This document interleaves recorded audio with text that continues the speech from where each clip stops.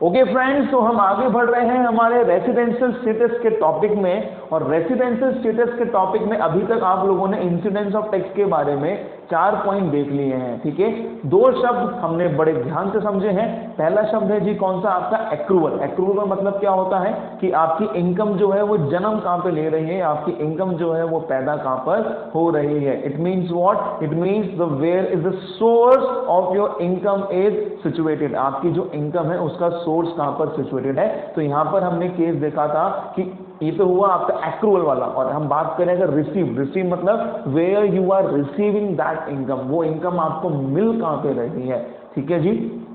तो ये 2 शब्द हमने देखे थे और इसके बेसिस में हमने कहा था if you are receiving what, अगर आपकी इनकम जो है वो एक्रूड भी इंडिया में है और रिसीव भी इंडिया में है, मतलब इनकम एक्रू भी इंडिया से है, रिसीव भी इंडिया से है, तो डजंट मैटर आप कौन हो, आप फर्क नहीं पड़ता कि आप रेसिडेंट हो एंड ऑर्डिनरीली वाले हो, रेसिडेंट हो बट नॉट ऑर्डिनरी वाले हो, या फिर आप नॉन रेसिडेंट ऑफ इंडिया हो, तो इसका हमें कोई फर्क नहीं पड़ता है।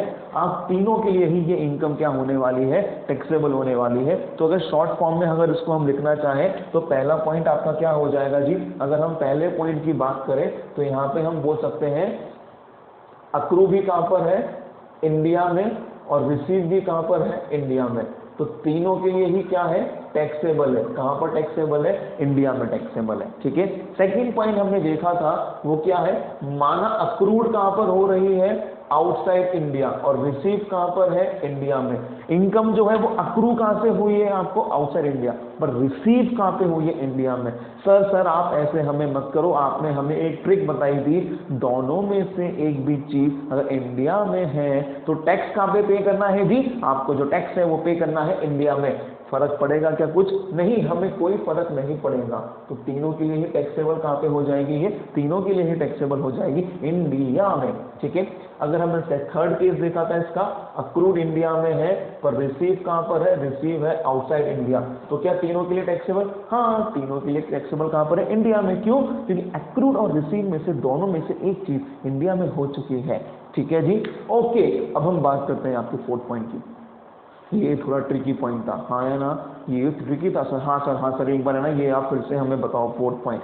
4th पॉइंट क्या था जी आपका 4th पॉइंट था ये कि इनकम जो है वो अक्रू भी कहाँ पे, आउटसाइड इंडिया, रिसीव भी कहाँ पे, आउटसाइड इंडिया। इमेजिन करिए एक बंदा, उसका नाम हम क्या ले लेते हैं, मिस्टर थॉमस। मिस्टर थॉमस क्या कर रहे हैं, मिस्टर थॉमस जो है वो अमेरिका में बैठे हुए हैं, अपना अच्छा सा न्यूज़पेपर वो रीड कर रहे हैं। That person mister Thomas is living in America, okay. वो बेचारा अमेरिका में कहीं पे जॉब करता है, तो उसकी इनकम अक्रू भी कहां पर हो रही है, अमेरिका में, रिसीव भी कहां पर हो रही है, अमेरिका में हो रही है।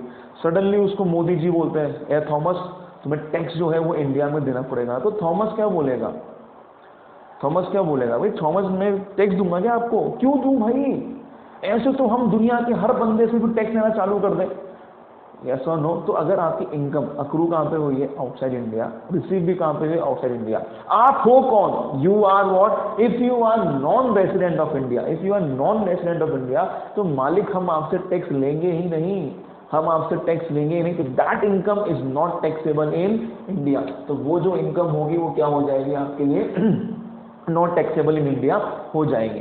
बात करी जाए किसकी, रेसिडेंट एंड ऑर्डिनरी रेसिडेंट की। रेसिडेंट एंड ऑर्डिनरी, आप हमारे देश के नागरिक हो, ठीक है।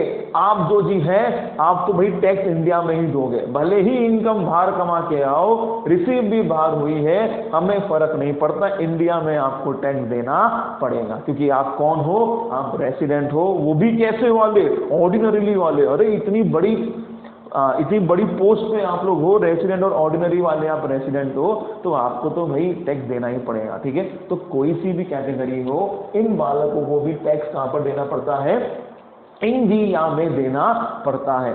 सॉरी यहाँ पे क्या हो जाएगा आपका, टैक्सेबल हो जाएगा। इनको तो टैक्स कहां पर देना है, इंडिया में ही देना है, ठीक है।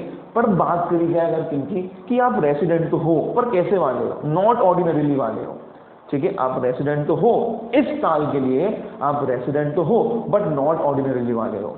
तो हमने आपसे कहा हम चेक करेंगे कि जी आपको इनकम कहां से हुई है। हम क्या करेंगे, हम चेक करेंगे कि आपको इनकम कहां से हुई है। अगर हमने चेक करा और हमें ये पता लगाया कि आपको इनकम जो है वो हो रही है आपकी बिजनेस इनकम, कैसी इनकम है, बिजनेस इनकम की, और अगर वो बिजनेस कंट्रोल कहां से है, इंडिया से है, तो फिर श्री कृष्ण भगवान भी आपको रोक नहीं सकते हैं टैक्स पे करने से। मतलब कि उस इनकम पे टैक्स कहां पे करना पड़ेगा बॉस, इंडिया में पे करना पड़ेगा। ठीक है, हम चेक कर रहे हैं कि आपको जो इनकम है वो अक्रूड भी आउटसाइड इंडिया है, रिसीव भी आउटसाइड इंडिया है। हम चेक करेंगे कि ये इनकम कैसी है। अगर ये इनकम आपके प्रोफेशन से है और वो प्रोफेशन का सेटअप कहां पर है, इंडिया में है, वो प्रोफेशन का सेटअप कहां पर है, इंडिया में है, तो आप अगर क्या हो, रेसिडेंट हो, बट कौन से हो, नॉट ऑर्डिनरी, तो आपको उसमें टैक्स देना ही पड़ेगा। ठीक है, अगर आपको इनकम जो है अक्रूड हुई है आउटसाइड इंडिया से, रिसीव हुई है आउटसाइड इंडिया से, और वो बिजनेस इनकम भी नहीं है, चलो माना वो बिजनेस इनकम है, वो प्रोफेशन इनकम है, पर वो बिजनेस इनकम ऐसी है, जो बिजनेस है वो इंडिया से कंट्रोल नहीं है, जो प्रोफेशन इनकम है उसका सेटअप इंडिया में नहीं है, और कहीं और से भी इनकम अगर आपको है, तो उस इनकम पे आपको टैक्स पे करने की रिक्वायरमेंट नहीं है। सिंपल सी बात ये याद रखने की है आपको कि रेसिडेंट बट नॉट ऑर्डिनरी, अगर इनकम अक्रू भी आउटसाइड इंडिया, रिसीव भी आउटसाइड इंडिया, तो इस कैटेगरी का बंदा टैक्स कब देगा, टैक्स जब देगा जब इनकम हुई हो बिजनेस से और वो बिजनेस का कंट्रोल इंडिया में हो, या फिर इनकम हुई हो प्रोफेशन से और उस प्रोफेशन का सेटअप कहां पर हो, इंडिया में हो। तो ये शर्तों का पूरा होना जरूरी है, तभी रेसिडेंट बट NOR जो है आपका वो इंडिया में टैक्स देने वाला है, अदरवाइज वो इंडिया में टैक्स नहीं देगा। ठीक है, तो यहाँ पे अगर हम बात करें अक्रू भी कहां पे, आउटसाइड इंडिया, रिसीव भी कहां पे, आउटसाइड इंडिया, तो ये तो देगा ही देगा, कुछ भी हो, कुछ भी हो, ये तो देगा ही देगा टैक्स, कुछ भी हो ये तो देगा ही नहीं। ये कब देगा, टैक्सेबल है आपके लिए टैक्सेबल है। कब टैक्सेबल है, जब क्या हो, आपको बिजनेस इनकम हो और वो कंट्रोल कहां से हो रही है, इंडिया से, या फिर आपकी क्या हो, प्रोफेशनल इनकम हो और उसका सेटअप कहां पर हो, सेटअप हो जी आपका इंडिया में।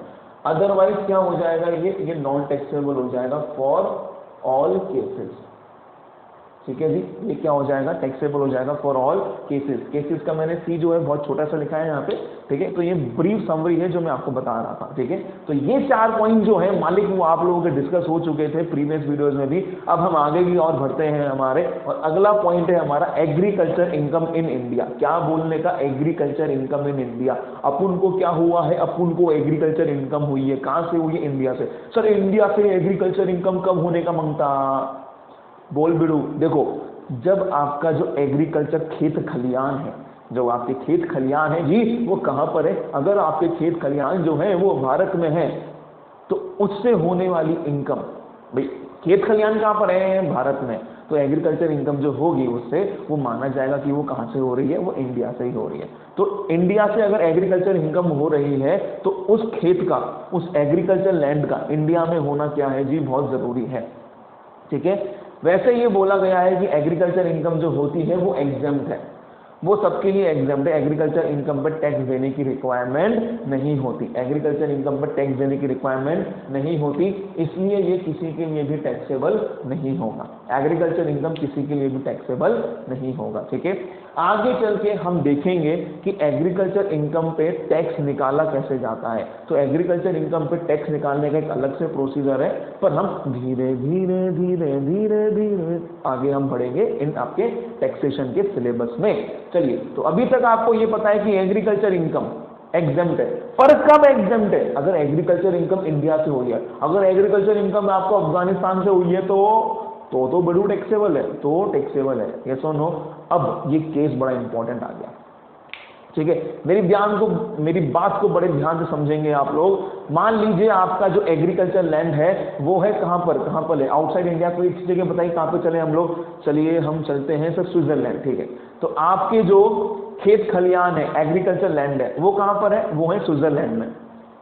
ठीक है, तो एग्रीकल्चर लैंड में आपने खेती करी और उस खेती से जो भी आपने ग्रो करा है वो आपने क्या करा है, स्विट्जरलैंड के मार्केट में बेच दिया, स्विट्जरलैंड के मार्केट में आपने बेच दिया। तो ऐसी जो इनकम है वो कैसी हुई, देखो लैंड कहां पर है, स्विट्जरलैंड में। इनकम का जन्म किससे हुआ, उस खेत से हुआ ना, तो इनकम अक्रू कहां पर है, इनकम अक्रूड हुई आउटसाइड इंडिया, यस और नो। आपने वो एग्रीकल्चर प्रोड्यूस बेचा भी कहां पर, स्विट्जरलैंड में। तो जब वहां पर बेच रहे हो तो रिसीव भी कहां पर हो रही है, स्विट्जरलैंड में रिसीव हो रही है। इसका मतलब कि ये केस कैसा हो गया, ये केस हो गया आपका इनकम अक्रू भी कहां से हुई है, आउटसाइड इंडिया, रिसीव भी कहां पर हुई है, आउटसाइड इंडिया। कहां पर आ गए, यहां पर आ गए, ठीक है। अब अगर वो बंदा जिसका खेत है, जिस बंदे का वो खेत है, वो नॉन रेसिडेंट है, तो वो तो टैक्स देगा ही नहीं उस इनकम पे, हाँ या ना। अगर वो बंदा कैसा है, रेसिडेंट है एंड ऑर्डिनरीली है, तो वो टैक्स देगा ही देगा। अरे हाँ या ना, यस और नो। बात करते हैं इसकी, इनकम कौन सी है, एग्रीकल्चर। क्या बिजनेस इनकम है, क्या नहीं। क्या प्रोफेशनल इनकम है, क्या नहीं। इनकम कैसी है, एग्रीकल्चर इनकम। एग्रीकल्चर इनकम पे कहीं टैक्स देगा, नहीं देगा, क्योंकि ये सिर्फ दो केस में टैक्स देता है, बिजनेस इनकम में और प्रोफेशनल इनकम में। और बिजनेस अगर कंट्रोल हो इंडिया से और प्रोफेशन अगर सेटअप हो इंडिया में, तो बड़े ध्यान से ये बात समझ में आई क्या। अगर आपका एग्रीकल्चर लैंड कहां पर है, आउटसाइड इंडिया, और इनकम भी कहां पर हो रही है, आउटसाइड इंडिया में, ठीक है। ये चीज में मैं आपको एक पॉइंट बताता हूं, यहां पे हम डिस्कस करते हैं एक चीज, ये अक्रूवल कैसे देखा जाता है, ये अक्रूवल कैसे देखा जाता है, आप मेरी बात समझेंगे। अक्रूवल के लिए यहां पे हम बात करें एग्रीकल्चर लैंड, तो जहां पर आपका एग्रीकल्चर लैंड सिचुएटेड है ना, वहां से ही क्या माना जाएगा, इनकम का अक्रू होना माना जाएगा, ठीक है। जहां पर आपका एग्रीकल्चर लैंड जो है वो क्या है, सिचुएटेड है, वहीं से क्या माना जाएगा, आपका इनकम का अक्रू होना माना जाएगा। मान लीजिए एक बिल्डिंग से आपको रेंट मिल रहा है, एक बिल्डिंग से आपको रेंट मिल रहा है, तो वो बिल्डिंग सिचुएटेड कहां पर है, वो बिल्डिंग सिचुएटेड कहां पर है, वो जगह डिसाइड करेगी आपकी कि इनकम आपकी अक्रू कहां से हो रही है, ठीक है। तो ये प्रॉपर्टीज वगैरह, अगर प्रॉपर्टीज वगैरह से आपको इनकम हो रही है, या फिर प्लॉट वगैरह से आपको इनकम हो रही है, या फिर लैंड वगैरह से अगर आपको इनकम हो रही है, तो जिस जगह पे ये सिचुएटेड है उस जगह से क्या माना जाएगा कि आपकी इनकम अक्रू हो रही है। भाई जहां पर वो जगह है अगर उसी से इनकम हो रही है तो अक्रू, आपकी इनकम पैदा कहां से हो रही है, आपकी इनकम पैदा हो रही है वहां से जहां पे वो चीज सिचुएटेड है। वो चीज सिचुएटेड कहां पर है, इंडिया में है या आउटसाइड इंडिया, क्लियर। तो यहां पे हमने एक पॉइंट लिखा है, अक्रूवल ऑफ एग्रीकल्चर इनकम, मतलब इनकम का सोर्स सिचुएटेड कहां पर है, किस किस का, एग्रीकल्चर इनकम का, या फिर income from business and profession, या फिर income from property, where they are situated, जहां पर वो क्या हो, सिचुएटेड हो। आपके बिजनेस से इनकम कहां से माने, तो भाई जहां पर बिजनेस आपका सिचुएटेड है, जहां पर प्रोफेशन आपका सिचुएटेड है, वहां से वो इनकम मानी जाएगी। क्लियर है ये, हाँ जी सर, बिल्कुल ठीक है। बात करें हम सैलरी की, कि सैलरी का अक्रूवल कहां से माने, तो जहां पर आपने सर्विस रेंडर करी है, जहां पर आपने सर्विस रेंडर करी है वहां से सैलरी का अक्रूवल माना जाएगा कि इसने जन्म कहां से लिया है, इसने जन्म लिया है वहां से जहां पे मैंने सर्विस क्या करी है, रेंडर करी है। क्लियर है क्या ये, हाँ जी।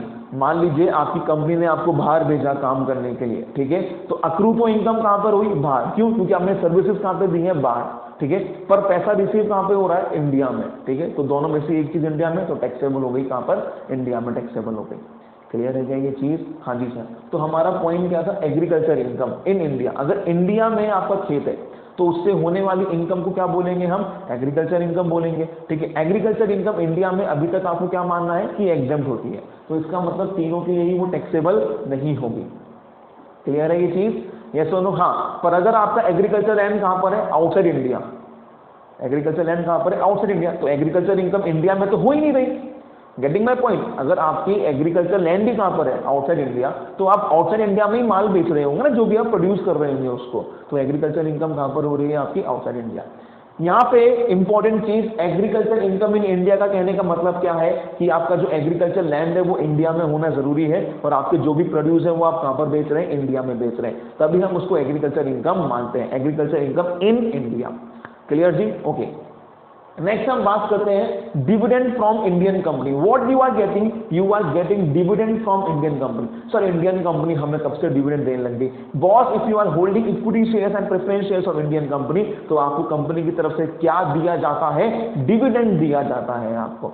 तो वो जो डिविडेंड है, वो जो डिविडेंड है वो क्या है जी, वो आपका एग्जेम्प्ट इनकम होती है। डिविडेंड इनकम जो है वो क्या है, आपकी एग्जेम्प्ट इनकम होती है। अच्छा, इस चीज में भी क्या है आपके, ये एक टॉपिक है हम जो आगे चल के देखेंगे। आपकी जो डिविडेंड इनकम होती है वो सिर्फ 10 लाख रुपए तक एग्जेम्प्ट होती है, ठीक है। अगर आपको 10 लाख तक का डिविडेंड मिला है तो उस पर आपको इनकम नहीं मानी जाएगी, वो इनकम एग्जेम्प्ट है। एग्जेम्प्ट इनकम मतलब क्या होता है कि ऐसी इनकम जिस पे आपको टैक्स देने की जरूरत नहीं है, तो उसको हम बोलते हैं एग्जेम्प्ट इनकम। ठीक है, तो 10 लाख तक की एग्जेम्पशन है, मतलब अगर आपको साल भर में सिर्फ 10 लाख तक का डिविडेंड मिला है, भले ही अलग अलग कंपनी से मिला के मिलाओ, मैंने इस कंपनी के शेयर्स भी खरीद रखे हैं, मैंने इस कंपनी के शेयर्स भी खरीद रखे हैं, मैंने इस कंपनी के शेयर्स भी खरीद रखे हैं, तीनों से मिला के मुझे डिविडेंड अगर 10 लाख तक का मिला है तो मुझे टैक्स पे करने की रिक्वायरमेंट नहीं है। पर अगर मैंने डिविडेंड जो है मुझे 10 लाख से ज्यादा मिला है तो फिर मुझे टैक्स पे करने की रिक्वायरमेंट आएगी। तो हमने यहाँ पे क्या कहा, अगर डिविडेंड आपको मिला है किससे, इंडियन कंपनी से, तो वो तीनों के लिए ही क्या है, एग्जेम्प्ट है वो। ठीक है जी।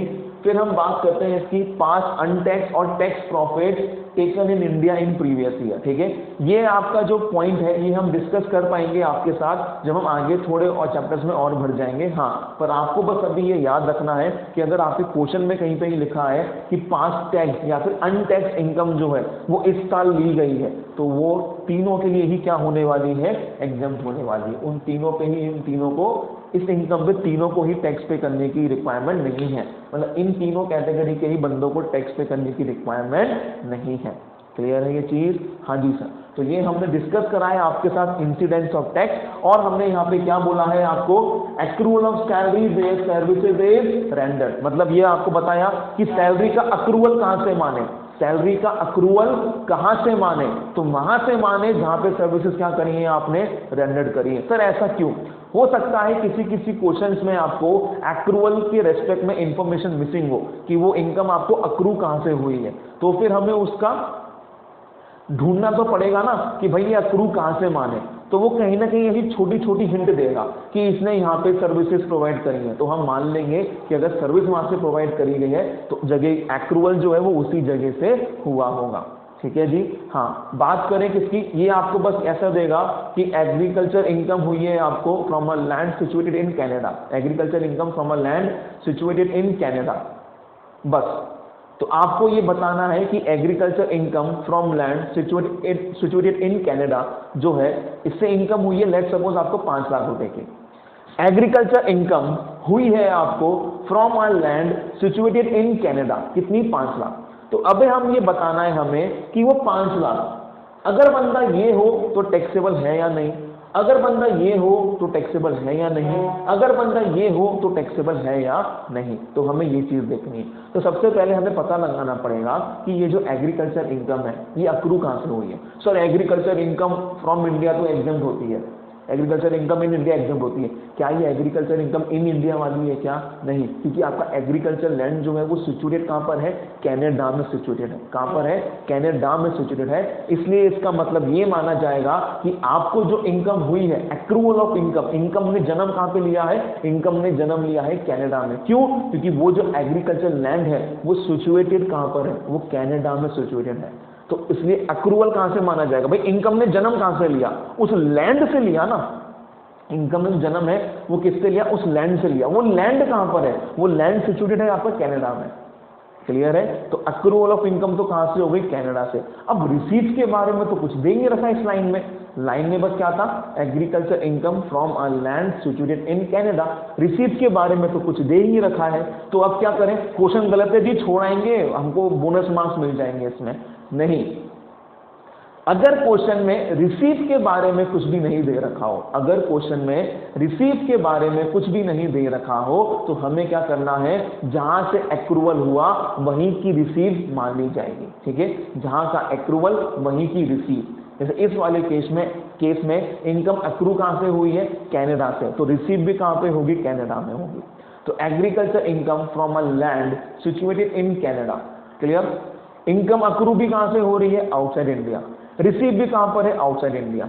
ठीक है, अगर नॉन रेसिडेंट है तो 5 लाख रुपए टैक्सेबल नहीं है, मतलब हम यहाँ पे कुछ भी शो नहीं करेंगे।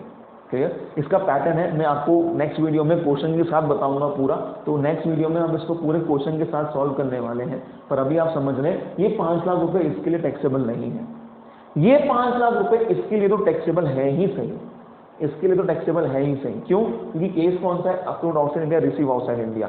ये बेचारा तो हर कैटेगरी में टैक्स इंडिया में ही देगा। बात करी जाए इसकी इनकम कैसी है, agriculture income, is it your business income, no. Is it your profession income, no. तो फिर ये बंदा भी टैक्स नहीं देगा। क्लियर है?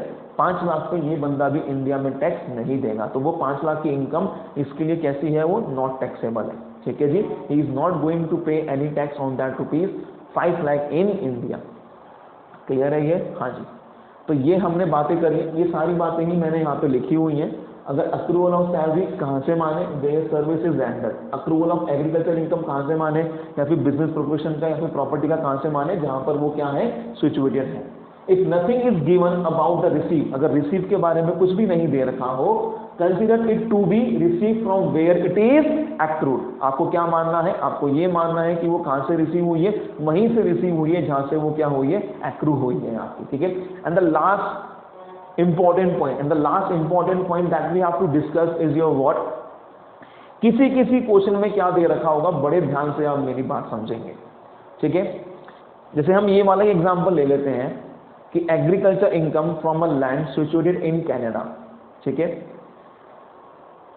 ओके, फिर बोलेगा आपसे 50% amount is remitted to India. 50% amount is remitted to India. 50% का जो पैसा है वो भारत भिजवा दिया गया है। मतलब कि आपको एग्रीकल्चर इनकम कितनी हुई, पूरी 5 लाख की। 5 लाख पहले आपको रिसीव कहाँ पे हुए, कनाडा में। उसके बाद 2.5 लाख रुपए आपने इंडिया में भिजवा दिए। ठीक है, तो बहुत सारे बच्चे क्या समझ लेते हैं, वो इसको यहाँ पे ये समझ लेते हैं कि 5 लाख में से 2.5 लाख अगर इंडिया में भिजवा दिए तो इसका मतलब वो ये समझ लेते हैं कि इनकम अक्रू तो कहाँ पे हुई है, जहाँ पे लैंड है, मतलब इनकम अक्रू तो आउटसाइड इंडिया हुई है, पर 2.5 लाख की जो पैसा है वो रिसीव कहाँ पे हुआ, इंडिया में। तो ये जो अजम्पशन है आपकी, ये टोटली रॉन्ग है। ये जो अजम्पशन है आपकी, ये क्या है, ये टोटली रॉन्ग है। क्योंकि रेमिटेंस का मतलब क्या है कि पहला तो पैसा आपको मिला है, बाद में आपने उसको इंडिया में भिजवाया है। ठीक है, तो your first receive is important, कि पैसा कहां पर मिला वो इंपॉर्टेंट है। अगर आप बाद में रेमिट कर रहे हो तो इसको आपको टोटली क्या कर देना है, इग्नोर कर देना है। इसे आप टोटली क्या कर देंगे, इग्नोर कर देंगे। तो रेमिटेंस जो है this should be totally ignored bye you, ये आपको पूरा इग्नोर करना है। रेमिटेंस का मतलब क्या, देखो रेमिटेंस कैसे होगी, पहले मुझे पैसा मिला, फिर मैं रेमिट कर रहा हूं ना, तो फर्स्ट टाइम रिसीव कहां पे हो, रिसीव एक ही बार हुआ ना, रिसीव कहां पे हो गया, रिसीव कनाडा में हो गया। क्लियर है ये चीज, हाँ या ना। उल्टा भी हो सकता है, रिवर्स केस। क्या, मान लीजिए 6 लाख रुपए मिले हैं इंडिया में, and the person is saying कि 46 lakh rupees receive in India and 40% is being remitted outside India। उसकी फैमिली रहती होगी बाहर में, तो 40% पैसा उसने बाहर रेमिट कर दिया। तो बच्चे क्या समझेंगे कि भाई इनकम जो है, ठीक है, मान लीजिए 6 लाख का 40% 240 रिसीव कहाँ पे हुआ, आउटसाइड इंडिया। मान लीजिए इनकम जो है वो अक्रूड भी आउटसाइड इंडिया की है, तो income accrued outside India, receive in India. India में रिसीव कितने हुए, 6 लाख। इसमें लाइन दे रखी है कि 40% is being remitted outside India. तो आप लोग इसको ये मत सोचें कि 6 लाख का जो 40% है वो रिसीव आउटसाइड इंडिया हुआ है। तो फर्स्ट रिसीव जो है वो इंपॉर्टेंट है। 6 लाख रुपए मिले कहाँ पे, इंडिया में मिले, बस हमारा काम हो गया। रेमिटेंस को हमें क्या कर देना है, रेमिटेंस को हमें टोटली इग्नोर कर देना है। ठीक है, हाँ, अगर वो आपको डायरेक्टली ऐसा बोले, अगर वो डायरेक्टली आपको ऐसा बोले कि आधा पैसा हमने उसको इंडिया में दिया है, आधा पैसा हमने उसको आउट ऑफ इंडिया दिया है, तो फिर ये केस माना जाएगा that something is return receive in India and some amount is receive outside India. तो फिर उसको उसके अकॉर्डिंगली हम लोग सॉल्व करने वाले हैं। ठीक है जी, तो फिर उसको उसके अकॉर्डिंगली हम लोग सॉल्व करेंगे। तो इसके क्वेश्चंस हम लोग स्टार्ट करेंगे आपके नेक्स्ट वीडियो में। इससे पहले आई वांट कि आप एक बार अपना इसका कंप्लीट रिवीजन जो है वो रख लें। आप लोग आपका कंप्लीट रिवीजन इसका इंपॉर्टेंट है। यहाँ पर हमारे पास 2 वैरायटी के क्वेश्चंस आने वाले हैं। पहली वैरायटी ये होगी कि वो आपसे पूछेगा कि बताइए ये जो बंदा है ये रेसिडेंट है, ऑर्डिनरी वाला है, रेसिडेंट है, नॉट ऑर्डिनरी वाला है, या फिर एनआरआई है। तो उसकी पूरी history, geography, biography, past, present, future सब दे रखा होगा आपको कि वो पास्ट में कितने दिन रहा, वो फ्यूचर में कितने दिन रहा, वो प्रेजेंट में कितने दिन रहा। On the basis of those days we have to calculate कि ये बंदा क्या है, इस बंदे का रेसिडेंशियल स्टेटस क्या है। ठीक है, second variety of question will be what, वो आपको दे देगा कि एक ये बंदा है, इसको ये सारी इनकम हुई है। आप हमें बताइए कि अगर ये बंदा ये हो, अगर ये बंदा ये हो, अगर ये बंदा ये हो, तो ये कौन कौन सी इनकम पे टैक्स इंडिया में ही पे करने वाला है। तो आपके पास दो वेराइटीज ऑफ क्वेश्चन होने वाले हैं, दोनों वेराइटी के क्वेश्चन हम लोग सॉल्व करेंगे and after that we can say कि हमारा रेसिडेंशियल स्टेटस जो है वो कंप्लीट हो चुका है। ठीक है, सेकेंड इज व्हाट, हम पहले कैलकुलेशन करना सीखेंगे, हम पहले सिर्फ कैलकुलेट करना सीखेंगे कि how we calculate, how we find out when someone is what resident ordinarily वाला, रेसिडेंट नॉट ऑर्डिनरी वाला, ऐसे एनआरआई वाला। ये पहले हम कैलकुलेट करना सीखेंगे। ठीक है, पहले हम हमारा बेस जो है उसको स्ट्रॉन्ग करेंगे। बट एग्जाम में एक प्रॉपर प्रेजेंटेशन भी बहुत इंपॉर्टेंट होती है, तो उसमें वहां पे आपको फ्रेमिंग क्या करनी है, what are the laws that you have to put that over there, तो वो मैं आपको प्रोवाइड करूंगा। वो लैंग्वेज की क्या लिख के आनी है आपको वहां पे। ठीक है, तो आपको बस डेज वगैरह जो होंगे वो चेंज करने होंगे और बाकी सब कुछ आपको एज इट इज वहां पे चेप के आना है। ठीक है, चलिए तो यहाँ पे हम हमारी वीडियो को एंड करते हैं। अब हम नेक्स्ट वीडियो में इसके चैप्टर के क्वेश्चंस जो हैं वो स्टार्ट करने वाले हैं। If you have any problem तो please please please comment section में आप अपने डाउट्स वगैरह जो भी हैं वो आप लिख दें। अगर मैंने कभी बीच में कुछ गलत बोल दिया हो कहीं चीज़ को लेके, कुछ कंसेप्ट को लेके, तो वो आप मुझे पॉइंट आउट कर देंगे कि सर यहाँ पे आपने कुछ गलत बोला है, ये हमें यहाँ पे कुछ चीज़ समझ में नहीं आई, तो प्लीज प्लीज अपने कमेंट सेक्शन में वो चीज़ आप लिख दें। Thank you.